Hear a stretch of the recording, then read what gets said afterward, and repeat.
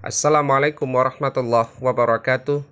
Sahabat yang berbahagia, berjumpa kembali kita di channel ini, channel Ismail Daud. Semoga dengan melihat channel ini ada manfaat bagi kita semua.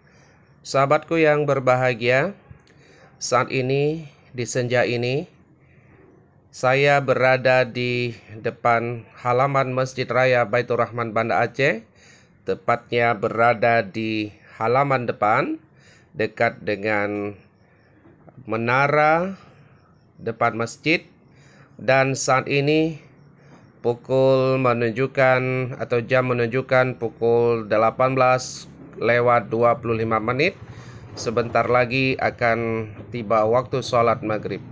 Sahabatku, lihatlah nun jauh di sana, sang mentari sudah beranjak menuju ke peraduan malam, dan sebentar lagi kita akan menyapa sang malam.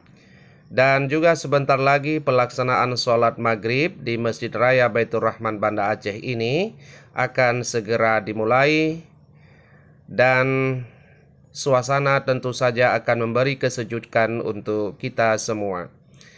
Sahabatku yang berbahagia, mungkin perlu saya informasikan bahwa Masjid Raya Baitur Rahman ini adalah landscape kota Banda Aceh dan merupakan salah satu masjid yang bersejarah di Nusantara, dan ini memberikan suasana sebuah pengalaman sejarah bagi batin kita, bahwa dimanapun kita berada tetap kita itu ada suasana spiritual.